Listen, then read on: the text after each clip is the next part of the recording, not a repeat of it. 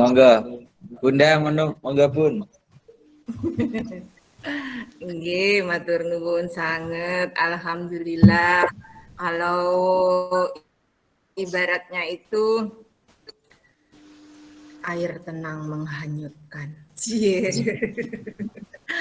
Biasanya itu diem. Ternyata ketika praktek ngajar bagus. Nggih. Tadi nyaris ya ada catatan dari saya, semuanya dilalui tahapannya. Terus kemudian juga dibantu oleh teman-temannya. Ya, tidak kalah dengan kemarin menurut saya. Selamat nggih, selamat. Nggih, monggo saya pasrah sama Bapak. Pasrah mawon. Pasrah. Sampun Bapak, monggo. Sampun. Inci sampun. Nggih. Ini kan kebetulan saya kan di kantor. Terus ngajarnya kan saya loudspeaker. Nah, itu kan banyak Bapak Ibu yang dengerin itu ya, Mas. Nah, jadi banyak yang komentar juga.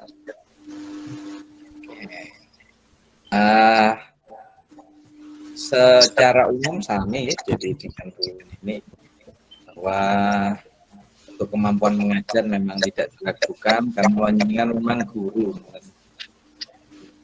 Nah, tapi memang dengan adanya RPP itu tidaknya terbantu penjenengan itu untuk melakukan setiap kegiatan itu sesuai dengan rencana. Biasanya jenengan kan kalau ngajar di sekolah itu kan tidak ada rencana atau Bapak? Mandi, sarapan, berangkat just. Nanti yang diajarkan opo jari, pokoknya ketemu buku apa ya diajari. Kan ngoten nggih, Pak. Itu dulu, Pak. Lapangan, Pak. Ya, itu dulu sebelum PPG. Nah, mudah-mudahan nanti setelah PPG ada perubahan. Lalu sebelum jenengan sare ngoten niku mutolaah riyen.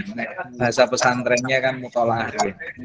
Besok mau ngajar apa yang mau diajarkan, bagaimana cara mengajarkannya, bagaimana nanti mengevaluasinya. Nah, itu penting Bapak Ibu. Sehingga besoknya ketika panjenengan ngajar itu gampang, mudah. Oh, nanti saya ngajar ini, medianya pakai ini, evaluasinya begini.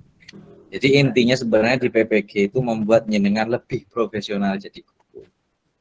Kalau jadi gurunya, kalau guru profesional itu dihitung dengan masa kerja, mungkin jenengan langsung profesional.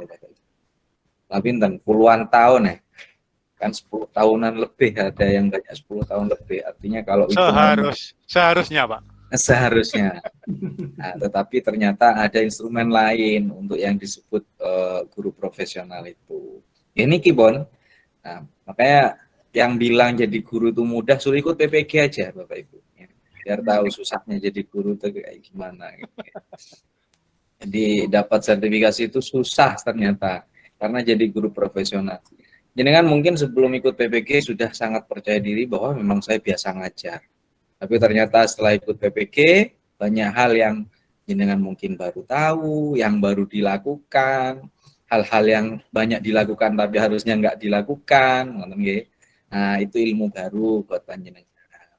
Oke, secara umum Bu Eli, Bu Maya, dan Bu siapa tadi? Bu Titin, ya Bu Titin itu sudah bagus lah kalau namanya guru. Saya juga lihat RPP-nya tadi beberapa ada yang dilompati tapi dibaleni maneh. Mboten apa?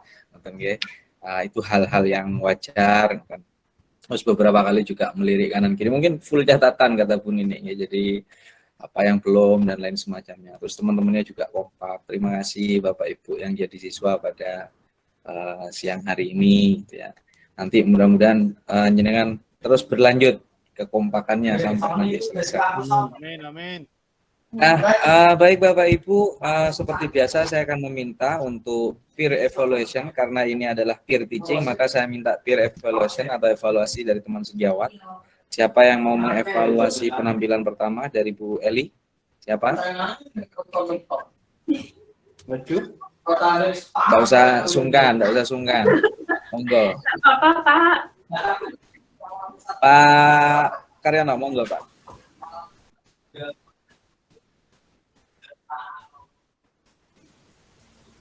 Oh ya.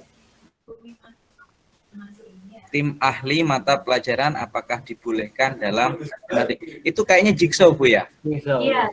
Oke. Jadi begini sebenarnya untuk jigsaw di pembelajaran khusus di tingkat dasar itu sebenarnya tidak per mata pelajaran tapi per materi Bu Eli. Jadi per materi. Jadi kayak misalnya nanti di tematiknya itu temanya tentang bahasa Indonesia itu langsung di subnya. Jadi misalnya di subnya itu tentang cerita pendek atau cerpen. Nah, maka nanti siswa yang kebagian bahasa Indonesia itu langsung disebutkan bahwa dia ahli tentang cerpen atau menguasai cerpen. Nah, kemudian nanti pindah lagi ke matematika langsung subnya aja penjumlahan kayak gitu. Kemudian yang IPA apa? Sehingga tidak terkesan bahwa anak kecil kok sudah ahli bahasa kan begitu. Tuh, jadi langsung ke sub materinya. Nah, sebenarnya banyak teman-teman yang sudah neliti ini Bapak Ibu tentang penggunaan metode dan strategi yang disepadankan dengan kebutuhan peserta didik. Jadi banyak sekali metode atau strategi itu yang sebenarnya dikhususkan untuk kelas atas. Jadi kayak misalnya SMP, SMA. Nah, tapi sama teman-teman guru MI itu kemudian dimodifikasi agar bisa difungsikan atau dilaksanakan di MI. Nah, tetapi ada beberapa penyesuaian akhirnya di situ. Nah, jadi menurut saya yang dilakukan Bu Eli sudah sesuai sebenarnya, cuma tinggal penyebutan saja ya. Penyebutan saja, masuk objek-objeknya juga agar lebih mudah dipahami oleh siswa. Di kelompok 1 belajar tentang cerpen, kelompok 2 belajar penjumlahan, kelompok 3 belajar tentang fotosintesis misalnya kayak gitu ya. Nah, jadi kayak baru nanti dipisah atau dipecah menjadi grup kecil-kecil lagi.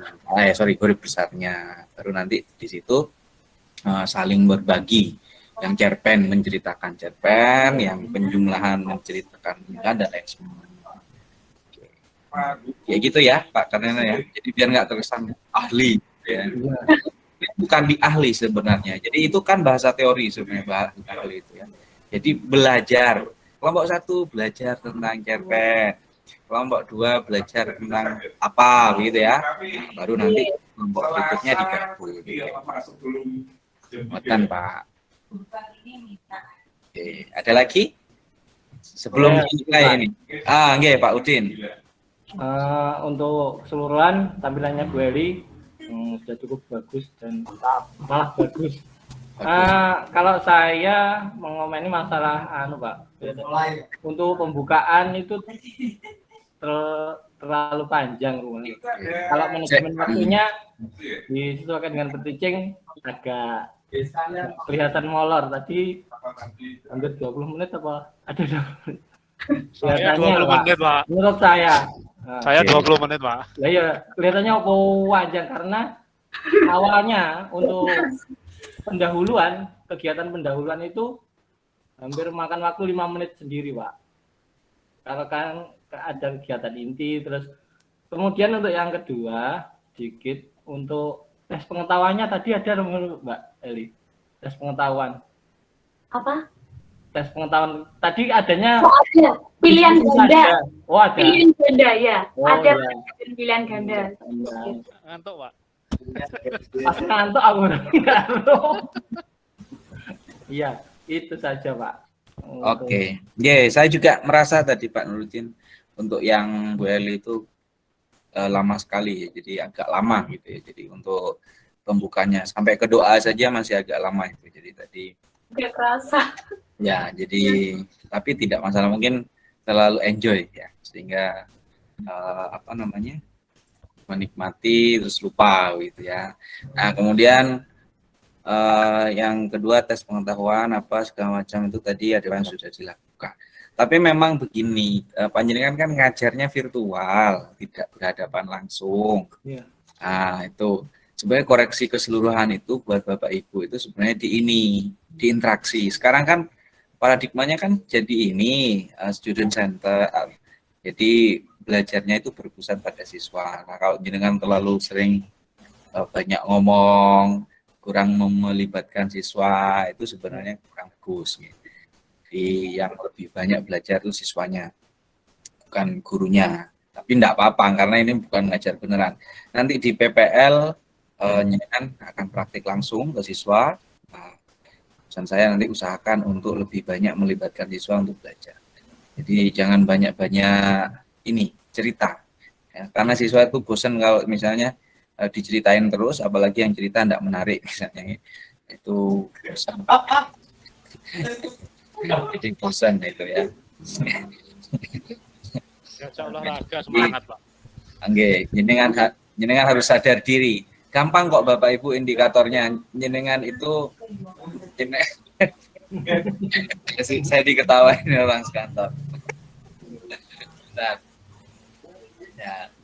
Jadi jenengan gampang Bapak Ibu. Jenengan itu pencerita yang baik atau bukan itu sebenarnya sederhana. Ketika jenengan kumpul sama teman begitu ya, seberapa betah teman untuk mendengarkan cerita jenengan.